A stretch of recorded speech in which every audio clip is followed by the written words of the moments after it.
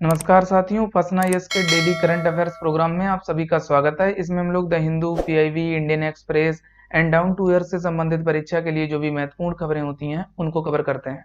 तो साथियों, यदि आप हमारे चैनल पर नए व्यूअर हैं तो सबसे पहले चैनल को सब्सक्राइब कर लीजिए। इसके साथ ही बेल आइकन को भी प्रेस कर लीजिए, जिससे आपको हमारे आने वाले सभी वीडियो की नोटिफिकेशन मिल सके। तो आइए अब हम लोग आज का सेशन शुरू करते हैं। तो आज के सेशन में सबसे पहले हम लोग परीक्षा संबंधी महत्वपूर्ण तथ्यों पर नजर डालते हैं, जिनमें पहला है, हाल ही में यूरोपीय सेंट्रल बैंक के पूर्व प्रमुख मारियो द्रागी ने इटली के नए प्रधानमंत्री के रूप में शपथ ली है। सेकंड, हाल ही में कपड़ा मंत्री स्मृति ईरानी ने वाणिज्यिक पटसन बीज वितरण योजना की शुरुआत की है। इसका उद्देश्य देश में पटसन की खेती को बढ़ावा देना है।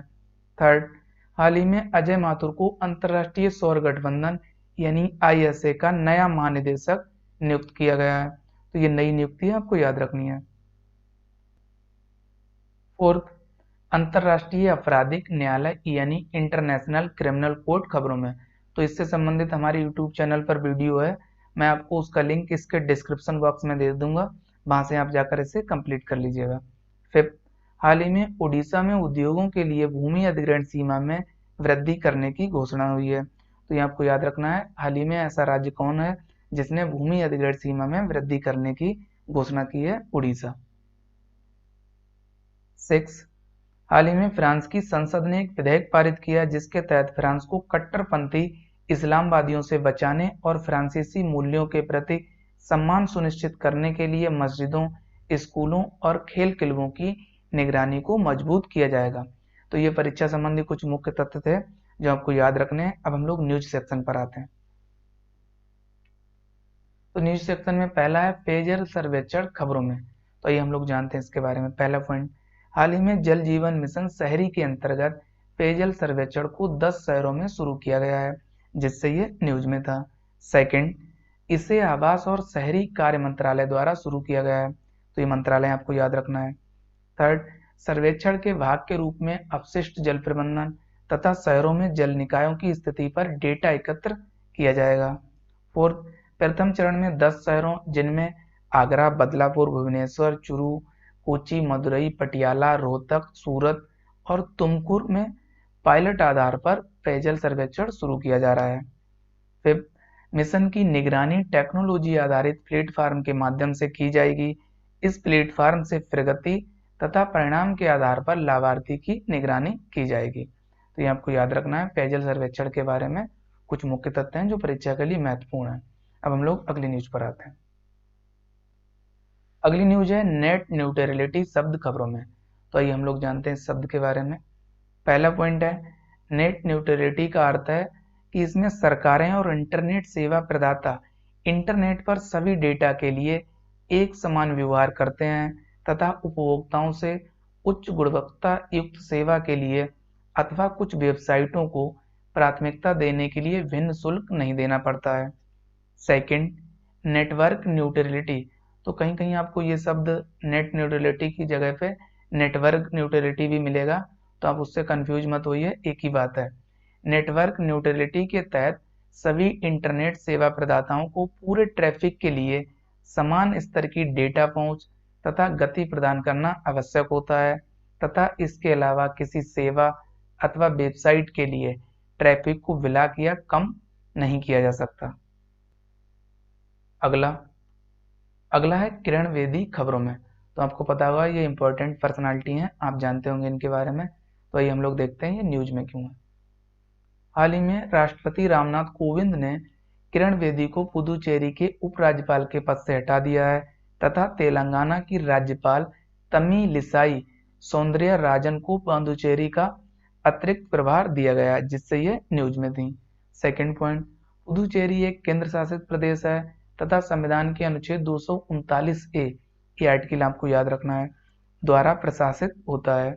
थर्ड, केंद्र शासित प्रदेश सरकार अधिनियम 1963 के तहत पुदुचेरी के लिए मंत्री परिषद सहित एक विधानसभा का प्रावधान किया गया है। फोर्थ, इसके साथ ही अधिनियम में कहा गया है कि केंद्र शासित प्रदेश का प्रशासन भारत के राष्ट्रपति द्वारा उपराज्यपाल के माध्यम से किया जाएगा। फिफ्थ, ज्ञात हो किरण बेदी देश की पहली महिला आईपीएस थी, तो ये भी आपको ध्यान रखना है। अगला अगला है सूफी संत ख्वाजा मोइनुद्दीन चिश्ती खबरों में। तो आइए सबसे पहले हम लोग देखते हैं ये न्यूज में क्यों है। हाल ही में 809वें उर्स के अवसर पर सूफी संत ख्वाजा मोइनुद्दीन चिश्ती की अजमेर शरीफ दरगाह पर प्रधानमंत्री की ओर से एक चादर भेंट की गई है। उर्स त्योहार राजस्थान के अजमेर में आयोजित किया जाने वाला वार्षिक उत्सव है जो सूफी संत मोइनुद्दीन चिश्ती की पुण्यतिथि पर मनाया जाता है, जिससे ये संत न्यूज में थे। अब हम लोग इनसे जुड़े हुए जो मुख्य पॉइंट हैं उनको जानते हैं। पहला पॉइंट है मोइनुद्दीन हसन चिश्ती का जन्म वर्ष 1141-42 ईस्वी में ईरान के सजीस्तान में हुआ था। सेकंड पॉइंट, ख्वाजा मोइनुद्दीन चिश्ती ने वर्ष 1192 ईस्वी में अजमेर में रहने के साथ ही वहां उपदेश दिए। थर्ड, इन्होंने भारत में चिश्ती सिलसिले या संप्रदाय की स्थापना की थी। फोर्थ, इस सिलसिले ने ईश्वर के एकात्मकता के सिद्धांत पर जोर दिया और इस सिलसिले के सदस्य शांति प्रिय थे। फिफ्थ, उन्होंने सभी भौतिक वस्तुओं को ईश्वर के चिंतन से भटकाव या विकर्षण के साधन के रूप में खारिज कर दिया। सिक्स, उन्होंने धर्मनिरपेक्ष राज्य के साथ संबंधों से दूरी बनाए रखने पर जोर दिया। अगला है विश्व व्यापार संगठन यानी WTO खबरों में। तो आइए सबसे पहले हम लोग देखते हैं ये न्यूज में क्यों है। हाल ही में नाइजीरिया की एंगोजी ओकोंजो इबोला को विश्व व्यापार संगठन का महानिदेशक नियुक्त किया गया है। ज्ञात हो कि पहली अफ्रीकी अधिकारी होने के साथ साथ विश्व व्यापार संगठन के महानिदेशक पद पर नियुक्त होने वाली वह पहली महिला भी हैं, तो जिससे ये WTO न्यूज में था। अब हम लोग WTO से जुड़े हुए जो मुख्य पॉइंट है उनको जानते हैं। पहला पॉइंट है WTO को वर्ष 1947 में संपन्न हुए प्रशुल्क एवं व्यापार पर सामान्य समझौते यानी general agreement on tariff and trade अर्थात गैट के स्थान पर अपनाया गया है। सेकंड, WTO के निर्माण की पृष्ठभूमि गैट के उरुग्वे दौर की वार्ता में तैयार हुई थी तथा 1 जनवरी 1995 को WTO द्वारा कार्य शुरू किया गया। थर्ड, जिस समझौते के तहत WTO की स्थापना की गई उसे मार्केज समझौते के रूप में जाना जाता है। इसके लिए वर्ष 1994 में मोरक्को के मार्केज में हस्ताक्षर किए गए। अगला फोर्थ पॉइंट है WTO का मुख्यालय स्विट्जरलैंड के जेनेवा में स्थित है। फिफ्थ, WTO में यूरोपीय संघ सहित 164 सदस्य देश शामिल हैं तथा ईरान, इराक, भूटान, लीबिया आदि 23 देशों को पर्यवेक्षक का दर्जा प्राप्त है। 6, भारत गैट तथा WTO का संस्थापक सदस्य है। 7, गैट और WTO में मुख्य अंतर यह है कि गैट जहां ज्यादातर वस्तुओं के व्यापार को विनियमित करता था, वहीं WTO और इसके समझौतों में न केवल वस्तुओं को बल्कि सेवाओं और अन्य बौद्धिक संपदाओं जैसे व्यापार चिन्हों, डिजाइनों और आविष्कारों से संबंधित व्यापार को भी शामिल किया जाता है। 8वां, WTO की संरचना में मंत्री सम्मेलन सर्वोच्च प्राधिकरण है जिसका गठन WTO के सभी सदस्यों से मिलकर होता है। इसके सभी सदस्यों को कम से कम हर 2 वर्ष में मिलना आवश्यक है। 9th, WTO एक अंतर्राष्ट्रीय संगठन है जो देशों के मध्य व्यापार के नियमों को विनियमित करता है। तो ये WTO से जुड़े हुए कुछ मुख्य पॉइंट थे जो आपको याद रखने हैं। अब हम लोग अगली न्यूज पर आते हैं। अगली न्यूज है प्रतिभूति अपीलीय न्यायाधिकरण यानी सिक्योरिटीज अपीलेट ट्रिब्यूनल खबरों में। तो ये सबसे पहले हम लोग देखते हैं ये न्यूज में क्यों है। हाल ही में प्रतिभूति अपीलीय न्यायाधिकरण ने भारतीय प्रतिभूति और विनिमय बोर्ड यानी securities and exchange board of India अर्थात सेबी द्वारा पारित उस आदेश पर रोक लगा दी जिसके अंतर्गत प्रतिभूति बाजार में खुदरा कंपनी के अध्यक्ष और कुछ अन्य प्रमोटरों पर 1 साल का प्रतिबंध लगाया गया था, जिससे यह न्यायाधिकरण न्यूज में था। अब हम लोग इससे जुड़े हुए जो मुख्य पॉइंट हैं उनको जानते हैं। पहला है यह भारतीय प्रतिभूति और विनिमय बोर्ड अधिनियम 1992 के प्रावधानों के तहत स्थापित एक वैधानिक निकाय है। सेकंड, प्रतिभूति अपीलीय न्यायाधिकरण में एक पीठासीन अधिकारी और 2 अन्य सदस्य होते हैं। थर्ड, केंद्र सरकार द्वारा प्रतिभूति अपीलीय न्यायाधिकरण के पीठासीन अधिकारी को भारत का मुख्य न्यायाधीश या उसके द्वारा नामित किसी अन्य व्यक्ति के परामर्श से नियुक्त किया जाता है। फोर्थ, इसका मुख्यालय मुंबई में स्थित है। अगला अगला है फिफ्थ, प्रतिभूति अपीलीय न्यायाधिकरण के पास सिविल कोर्ट के समान शक्तियां होती हैं। इसके निर्णय के विरुद्ध सर्वोच्च न्यायालय में अपील की जा सकती है।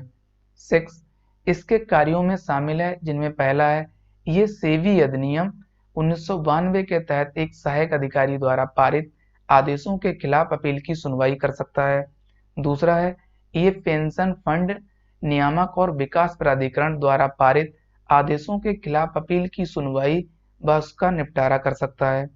और तीसरा यानी थर्ड सी, भारतीय बीमा विनियामक विकास प्राधिकरण द्वारा पारित आदेशों के खिलाफ अपीलों की सुनवाई और उनका निपटारा कर सकता है। तो ये प्रतिभूति अपीलीय न्यायाधिकरण से जुड़े हुए कुछ मुख्य पॉइंट थे जो आपको याद रखने हैं। अब हम लोग सेबी के बारे में जान लेते हैं। वही हम लोग जानते हैं सेबी के बारे में। पहला पॉइंट है, ये भारतीय प्रतिभूति और विनिमय बोर्ड अधिनियम यानी securities and exchange board of India act 1992 के प्रावधानों के तहत 12 अप्रैल, ये डेट आपको याद रखनी है, 12 अप्रैल 1992 को स्थापित एक वैधानिक निकाय है। सेकंड पॉइंट, शुरू में सेबी एक गैर वैधानिक निकाय था।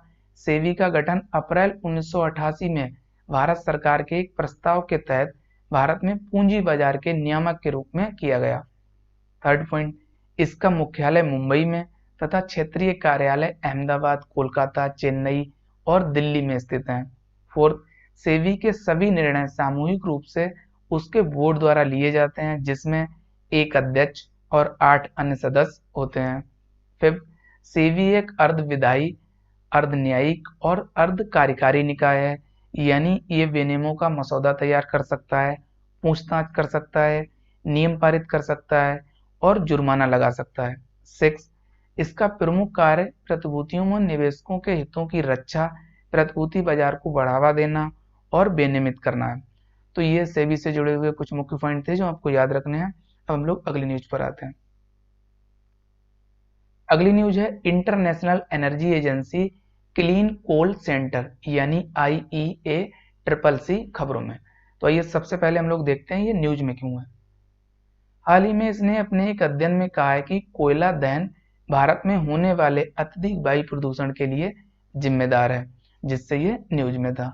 अब हम लोग इससे जुड़े हुए जो मुख्य पॉइंट हैं उनको जानते हैं। पहला है, यह एक प्रौद्योगिकी सहयोग कार्यक्रम है जिसका आयोजन अंतरराष्ट्रीय ऊर्जा एजेंसी यानी इंटरनेशनल एनर्जी एजेंसी के तहत किया जाता है। सेकंड, इस सेंटर में कुल 17 सदस्य होते हैं जिनका चुनाव कॉन्ट्रैक्टिंग पार्टियों और प्रायोजक संगठनों में से होता है। इसका प्रायोजक भारत हैवी इलेक्ट्रिकल लिमिटेड है यानी वेल। थर्ड, ये इंजीनियरों, वैज्ञानिकों और अन्य विशेषज्ञों की एक टीम के साथ लंदन में स्थित है, तो इसकी लोकेशन आपको याद रखनी है यानी ब्रिटेन। फोर्थ, इसका वित्त पोषण राष्ट्रीय सरकारों और कारपोरेट औद्योगिक संगठनों द्वारा किया जाता है। फिफ्थ, ये कोयले को संयुक्त राष्ट्र सतत विकास लक्ष्यों यानी United nation sustainable development goal के अनुकूल ऊर्जा का स्वच्छ स्रोत बनाने पर स्वतंत्र जानकारी और विश्लेषण प्रदान करना है। तो ये आपको याद रखना है इसका उद्देश्य। अगला है संदेश। तो ये हम लोग जानते हैं इसके बारे में। पहला पॉइंट है, ये व्हाट्सएप की तर्ज पर एक इंस्टेंट मैसेजिंग प्लेटफॉर्म है। सेकंड, हाल ही में इसे राष्ट्रीय सूचना विज्ञान केंद्र ने लॉन्च किया है जिससे ये न्यूज में था। थर्ड पॉइंट, ये एक गवर्नमेंट इंस्टेंट मैसेजिंग सिस्टम है जिसे किसी भी सरकारी कर्मचारी या सार्वजनिक उपयोगकर्ता द्वारा वैध मोबाइल नंबर या ईमेल आईडी के माध्यम से आधिकारिक या आकस्मिक स्थिति में इस्तेमाल किया जा सकता है। फोर्थ, राष्ट्रीय सूचना विज्ञान केंद्र यानी NIC इलेक्ट्रॉनिक्स एवं सूचना प्रौद्योगिकी मंत्रालय के तत्वावधान में ये केंद्र सरकार, राज्य सरकारों और केंद्र शासित प्रदेशों के प्रशासन को नेटवर्क और ई-गवर्नेंस में सहायता प्रदान करने हेतु एक महत्वपूर्ण केंद्र है। फिफ्थ, यह भारत निर्मित सॉफ्टवेयर के उपयोग को बढ़ावा देने की सरकार की रणनीति का हिस्सा है ताकि स्वदेशी रूप से विकसित उत्पादों का पारिस्थितिकी तंत्र बनाया जा सके। अगला है सी लाइकेंथ खबरों में। तो आइए हम लोग जानते हैं इसके बारे में। पहला पॉइंट है, हाल ही में शोधकर्ताओं के एक समूह ने कोलेकेंथ या सियुलेकेंथ नामक विशाल मछली के जीवाश्मों की खोज की है, जिसे जीवित जीवाश्म का एक प्रमुख उदाहरण माना जाता है, जिससे ये न्यूज में था। सेकंड, ऐसा माना जाता है कि ये क्रेटिसियस युग से संबंधित है। थर्ड, जीवित जीवाश्म ऐसे जीव होते हैं जो प्रारंभिक भूगर्भीय काल से अपरिवर्तित रहे हैं और जिनके करीबी संबंधी जीव प्रायः विलुप्त हो चुके हैं। कोलेकेंथ या सियुलेकेंथ के अलावा हर्सक्रैब और जिंगांगो वृक्ष भी जीवित जीवाश्म के उदाहरण हैं, तो ये आपको याद रखना है। अगला है न्यूयॉर्क आर्बिट्रेशन कन्वेंशन खबरों में। तो ये हम लोग जानते हैं सबसे पहले ये न्यूज में क्यों है। हाल ही में केर्न एनर्जी ने अमेरिका की एक जिला अदालत में न्यूयॉर्क कन्वेंशन, जिसका दूसरा नाम है न्यूयॉर्क आर्बिट्रेशन कन्वेंशन, के तहत भारत के विरुद्ध 1.2 बिलियन अमेरिकी डॉलर के एक मध्यस्थता निर्णय को लागू करने के लिए मामला दायर किया है, जिससे ये कन्वेंशन न्यूज में था। अब हम लोग इस कन्वेंशन से जुड़े हुए जो मुख्य पॉइंट हैं उनको जानते हैं। पहला है, मध्यस्थता का आशय एक ऐसी प्रक्रिया से है जिसके तहत समझौते के माध्यम से कोई विवाद एक या एक से अधिक मध्यस्थों के समक्ष प्रस्तुत किया जाता है, जिस पर मध्यस्थ बाध्यकारी निर्णय लेते हैं। Second, convention on recognition and enforcement of foreign arbitral awards, जिसे न्यूयॉर्क आर्बिट्रेशन कन्वेंशन अथवा न्यूयॉर्क कन्वेंशन के नाम से जाना जाता है, अंतरराष्ट्रीय मध्यस्थता के प्रमुख उपकरणों में से एक है। अगला थर्ड पॉइंट है, इस कन्वेंशन को संयुक्त राष्ट्र द्वारा मई और जून 1958 में न्यूयॉर्क स्थित संयुक्त राष्ट्र मुख्यालय में आयोजित एक राजनयिक सम्मेलन के बाद अपनाया गया था और ये 7 जून 1959 को लागू हुआ था। फोर्थ, वर्तमान में इस कन्वेंशन में भारत सहित कुल 166 देश शामिल हैं। फिफ्थ, कन्वेंशन का प्राथमिक उद्देश्य ये सुनिश्चित करना है कि विदेशी और गैर घरेलू मध्यस्थता संबंधी निर्णयों को लागू करने में किसी भी प्रकार का भेदभाव नहीं किया जाना चाहिए। 6, कन्वेंशन सदस्य देशों को ये सुनिश्चित करने के लिए बाध्य करता है कि वे मध्यस्थता संबंधी सभी विदेशी निर्णयों को मान्यता दें और अपने अधिकार क्षेत्र में घरेलू निर्णयों की तरह ही विदेशी निर्णयों को भी लागू करें। 7, ये सदस्य देशों को वैध मध्यस्थता समझौते को बनाए रखने और जिन मामलों को अनुबंध के तहत मध्यस्थता से हल करने को लेकर पक्षों ने सहमति व्यक्त की है, उन पर अदालती कार्रवाई न शुरू करने को अनिवार्य बनाता है। तो ये न्यूयॉर्क आर्बिट्रेशन कन्वेंशन से जुड़े हुए कुछ मुख्य पॉइंट थे जो आपको याद रखने हैं। तो आज के न्यूज सेक्शन में इतना ही। अब हम लोग सवालों पर नजर डालते हैं। सवालों की शुरुआत हम लोग पिछले अभ्यास प्रश्न से करते हैं। पिछले अभ्यास प्रश्न में आपसे पूछा गया था कि हाल ही में ट्रांसपेरेंसी इंटरनेशनल खबरों में रहा, इसका मुख्यालय स्थित है। ए ऑप्शन बर्लिन में, बी हैग में, सी जेनेवा में, डी इनमें से कोई नहीं। तो इसका करेक्ट जवाब है ए ऑप्शन, यानी जर्मनी के बर्लिन में। अगला सवाल है आज के सेशन का पहला सवाल। हाल ही में खबरों में रहा सियुलेकेंथ क्या है? ए ऑप्शन क्षुद्रग्रह, बी कोविड-19 से संबंधित है, सी मछली का जीवाश्म है, डी इनमें से कोई नहीं। तो इसका करेक्ट जवाब है सी ऑप्शन, यानी मछली का जीवाश्म। अगला सवाल है सवाल नंबर 2। भारतीय प्रतिभूति और विनिमय बोर्ड यानी securities and exchange board of India अर्थात सेबी के बारे में निम्नलिखित कथनों पर विचार कीजिए। पहला कथन है इसका मुख्यालय मुंबई में स्थित है। दूसरा कथन है इसका प्रमुख कार्य प्रतिभूतियों में निवेशकों के हितों की रक्षा, प्रतिभूति बाजार को बढ़ावा देना और विनियमित करना है। अब आपको उपयुक्त में से कौन सा से कथन सत्य है यह बताना है। ए केवल एक, बी केवल दो, सी एक और दो दोनों, डी ना तो एक और ना तो दो। तो इसका करेक्ट जवाब है सी ऑप्शन, यानी दिए हुए दोनों कथन सत्य हैं। अब हम लोग आज के अभ्यास प्रश्न पर नजर डालते हैं। आज का अभ्यास प्रश्न है हाल ही में खबरों में रहा विश्व व्यापार संगठन, इसका मुख्यालय स्थित है। ए ऑप्शन बर्लिन में, बी हैग में, सी जेनेवा में, डी पेरिस में। तो इसका करेक्ट जवाब आप सभी को कमेंट सेक्शन में देना है। तो साथियों आज के सेशन में इतना ही। हम लोग नेक्स्ट सेशन में मिलेंगे कुछ नई खबरों के साथ। तब तक के लिए आप सभी लोग अपना ध्यान रखिए। साथ ही उपासना यस के चैनल को लाइक, शेयर और सब्सक्राइब करना ना भूलिए। Thank you, best of luck.